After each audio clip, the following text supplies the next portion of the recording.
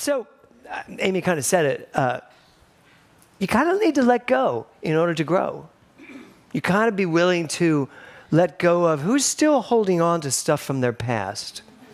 Anybody? No, no one here. Just your wife, Thor, Aaron.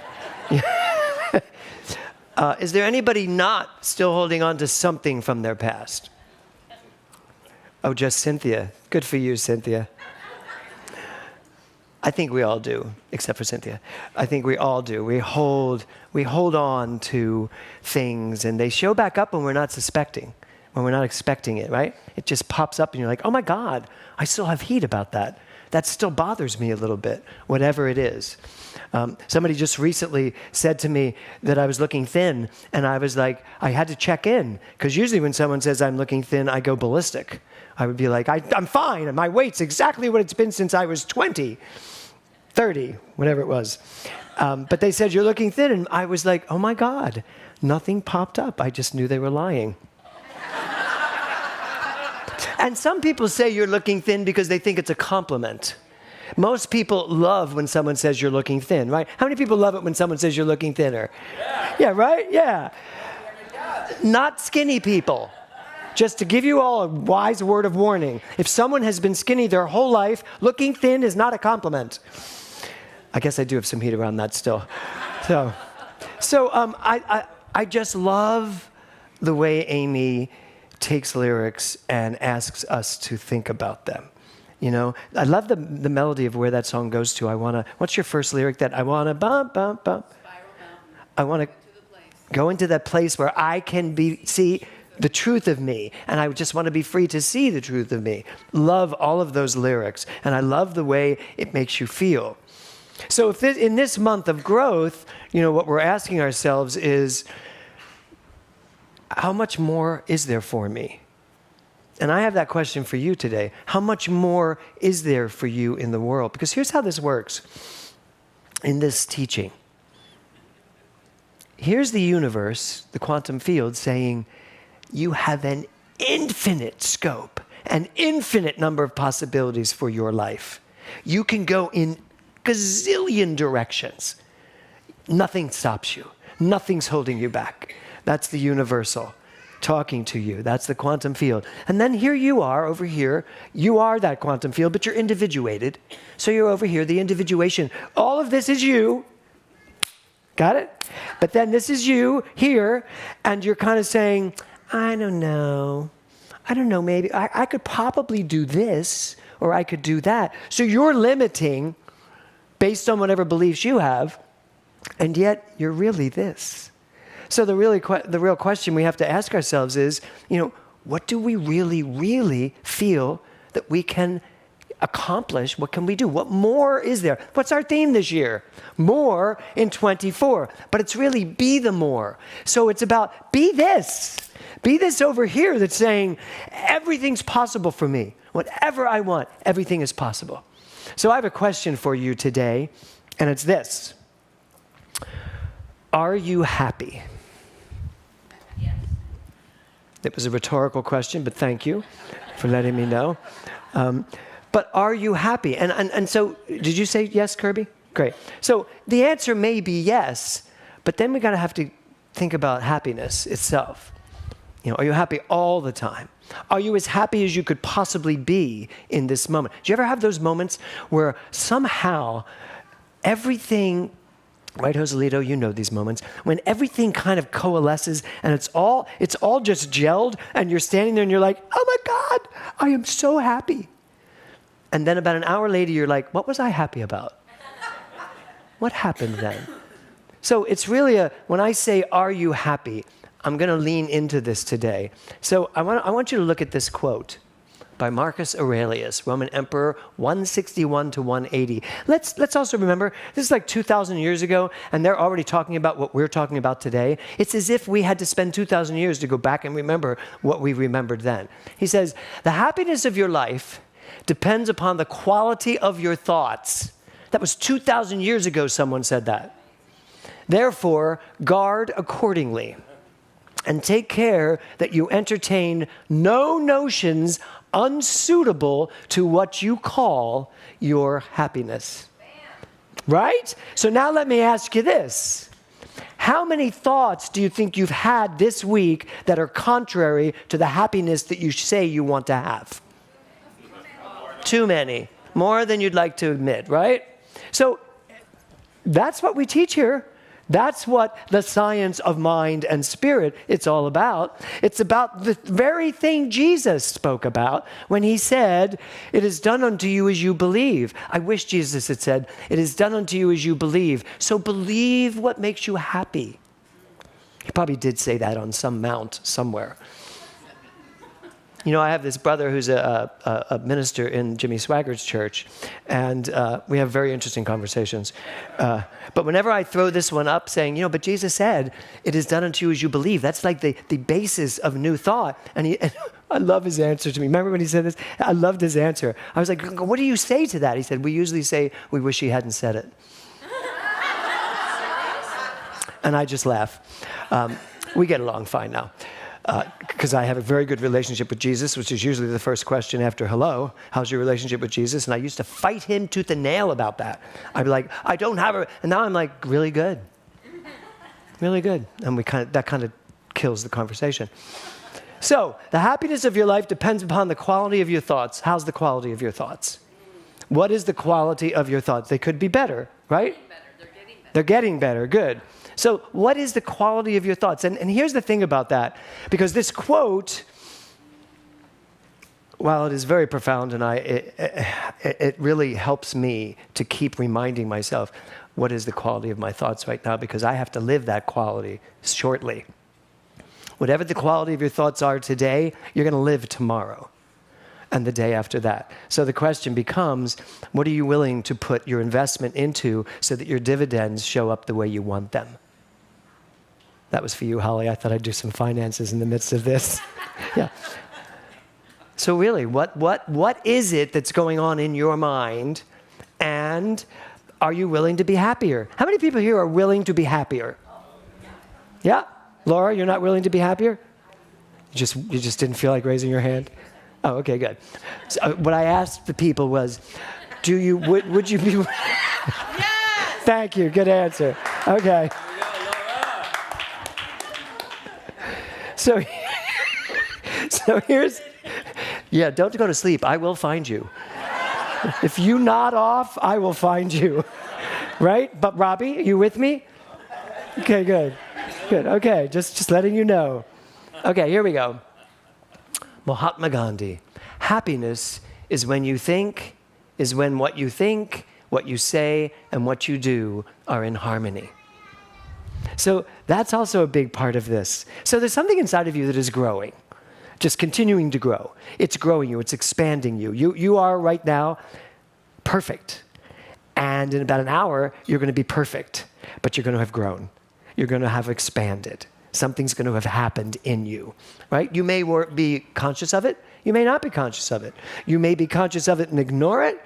You may be conscious of it, as Rita's saying, Reverend Rita is saying, be conscious of it, be aware of it, feel it, and say to yourself, and this is the conversation she and I have been having, something is stirring, which is also a lyric from Merrily We Roll Along. But something is stirring, shifting ground. It's just begun. Those are the rest of the lyrics. I'm going crazy here. So something is happening inside of me. I don't have to know what it is, but I have to know that it is. And be willing to listen and be willing to be directed by this thing. And I actually now think what I'm being directed by is my happiness. There's something in you that directs you towards your happiness. There's something in you, your innate state is happiness, is joy. Thomas Troward, what is our only mission in life is to what? Enjoy life. I love that you all know that quote. To enjoy life. That's it. We get so bogged down with everything else. So how much happiness within you are you letting direct you? So here's a quote. I love this quote by Oscar Wilde. Some cause happiness wherever they go. So that's like me. Right, Mindy? Wherever I go, right, Eric? Wherever I go, I cause happiness. Are you one of those people? I know you are, Corrine. Wherever you go, you cause happiness. Who said yes like that? Reverend Nancy, you are the epitome of this. Wherever you go, right? By the way, since we're on Reverend Nancy, her book is here today. Okay? I feel like we're becoming GTC Barnes & Noble. This is called To Hell with Aging. 7 lessons for living an ageless life. This woman she brings happiness to every room she walks into. But that really wasn't the Oscar Wilde quote. He did write that, but the whole quote is this: some cause happiness wherever they go, some whenever they leave.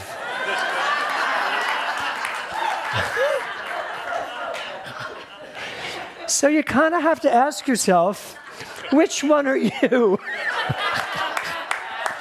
Right? Right, Tiffany? You do. You bring me immense joy. So, Albert Einstein said this: a table, a chair, a bowl of fruit, and a violin. What else does a man need to be happy? Vodka. Who said vodka? Not me. Patrick. Wherever I go, I'm happy. With vodka. Yeah. So I have a question about this, and that's this. What do you need to be happy? What do you need to be happy? I think she's telling you, Katie, what she needs to be happy. See? What do you need to be happy? And this is a serious question. What do you think you need to be happy? What have you decided? I need this to be happy. Do you remember those times when you've said, as soon as I get that job, I'll be happy. As soon as I find that man, I'll be happy. As soon as I make this amount of money, as soon as I have this much money in the bank, I can relax and be happy. What are you doing up till that point? And that's really where we are today in our lives. Because if there's one thing I know about the science of mind and spirit, is that Ernest Holmes wrote it to make our lives better. It's not about religion. It's a religion because it needed to be a religion because of tax purposes. He never wanted it to be a religion. It was a philosophy of life that he thought any religion could use. He had a feeling that the Catholic Church could take his book and teach his book as part of the Catholic curriculum. We have turned it into a divisive thing, where all these religions seem separate. They're not. They're not at all. So the question is, what do you absolutely think you need to be happy? So the title of my talk today is this: if you build it. Now, you know, what's the end of that sentence? Right. But here's what I want to do with this: if you build it. I'd like you to think about building yourself. If you build it. If you build a mind that is open at the top, that is not judgmental, that is willing to expect and experience more, if you build a mind that is loving and kind and compassionate, considerate, if you build a mind that is always the person that walks in and brings the happiness into the room, just imagine what life would be like if that's who you ended up being. I wrote a note to myself, and it's sitting on my desk now. It says, build you and see what happens. Stop trying to build the world. Stop trying to go out and fix everyone or fix everything or fix even your own stuff. How about if you just build yourself? Build yourself to a bigger capacity, a bigger understanding. That's the whole idea of more in 24. Build a bedrock of truth that you stand on, and you don't step off it. It's funny, during our ministerial panels, Patrick asked a question to one of the panelists. I think it was it you, Francisco, that he asked the question to? Yeah, because then you unfortunately had to deal with all that. But it was a political question. And you know, in this world right now, we are in the midst of such a political divide. And there's so much unhappiness around politics and what's going on. But that's all self-inflicted. You're doing it to yourselves. I'm doing it to myself if we allow ourselves to do it. But he asked the question, and then it just went on and on and on about, we were trying to get the students, and they had to keep coming up on stage trying to answer it because no one would give the answer I was looking for. They gave some good answers. It just wasn't right. They were good answers, but they weren't the answer. And the real answer to this is, if you build it, ... life is unfolding perfectly. Anyway, whether you like it or not, life is unfolding perfectly. So if you build a mind and a consciousness and an awareness and a life and a philosophy that you stand on and live on that says life is unfolding perfectly everywhere I go, life unfolds perfectly with every step I take, with every endeavor I make, then life unfolds perfectly. That's how this teaching works. It's that simple. It is done unto you as you believe. Consequently, if you decide life is not unfolding perfectly unless this happens. Anybody have that going on in their lives? Life only unfolds perfectly when this happens this way to my satisfaction. That's one of our big problems. So this weekend, the basics came up in Science of Mind. And I was sitting there listening to talks. They all gave 20-minute talks. They all did Stand and Delivers, where they had to run up on stage and be asked a question and answer it. They all did their panels, which was like 45 minutes to an hour of being paneled, being grilled about their 2 years of study. But the basics came up. And I started thinking to myself, what are the basics? I have so dove into quantum metaphysics, but what are the basics? What are the simple basics? And it really does go back to, it's done unto you as you believe. You are a creative, energetic field of pure choice and volition. So what choices have you been making that will bring you the happiness you deserve? And that's where I got to this weekend. Simply, very simply put, what are the choices you're making? So build it. If you build your understanding of life and live from it, they will come. And they is prosperity, success, love, health, creativity, peace of mind, adventure. I see that when I look at Karen. I'm like, where are you going next? Norway, yeah. Adventure, whatever it is that may even come through you, it's available if you build it. Those ideas will come because you'll hear them for the first time. If you build it, you'll be able to use it and live from it. So, how happy are you? There's this great quote by Guillaume Apollinaire, who I use in Mental Muscle, and it's this. Now and then it's good to pause in our pursuit of happiness and just be happy.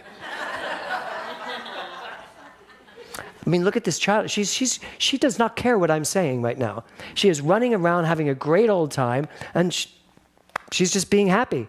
She hasn't learned yet that happiness is something to pursue. She knows right now that happiness is something to just be, because that's just who she is. And you know what? Even when she's screaming and crying because she wants something, that's part of being happy, because she knows that's her device to get it. So this is my last slide, the last thing I want to leave us with. But there was a moment on our trip to Italy where we were in Cinque Terre, and so there were 5 villages, and to get to 2 of those villages, you have to do like a 2-hour hike, straight up a mountain and over a mountain. And we went the first day and did it, and that was about an hour and 45-minute hike, and I was good. And then we were having breakfast the next day, and our friend that was with us said, "Oh, so yesterday's was moderate, today's is going to be difficult." And I was like, "Today's going to be difficult?" Because the day before almost killed me.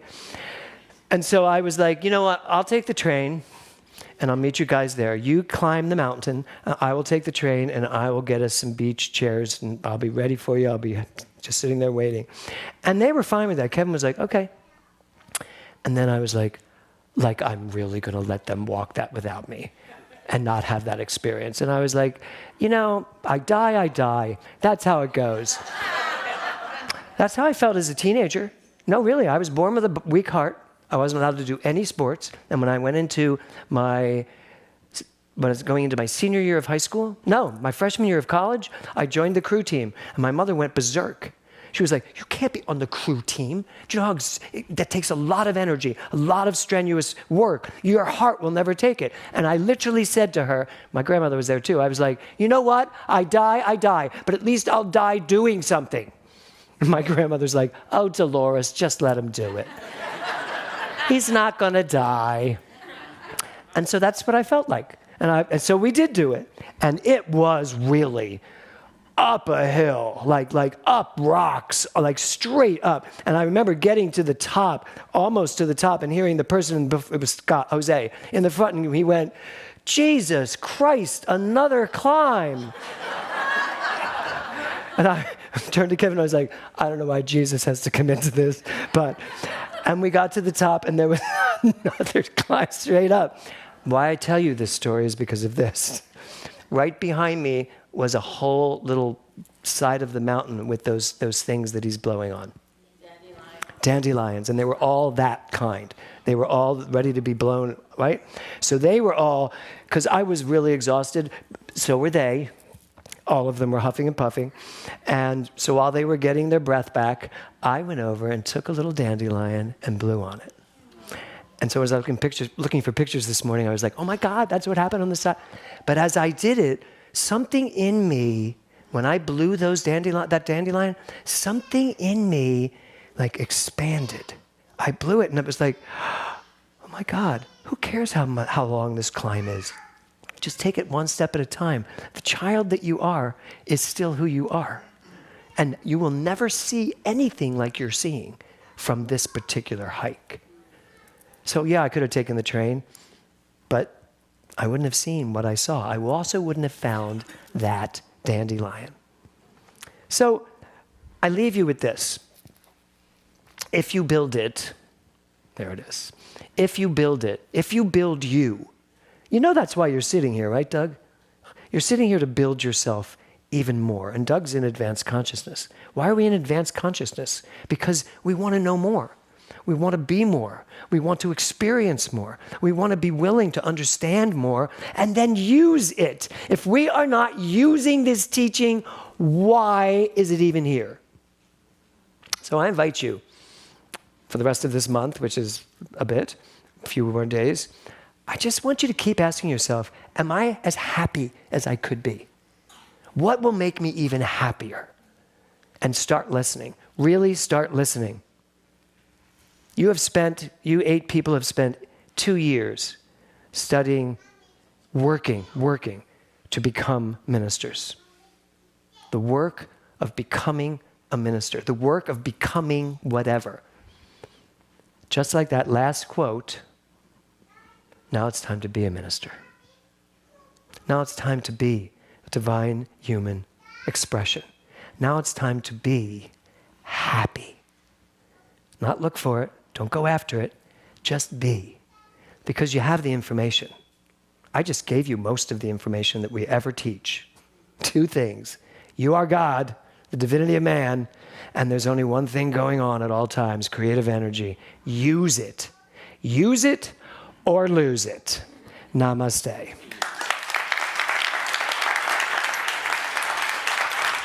Thank you.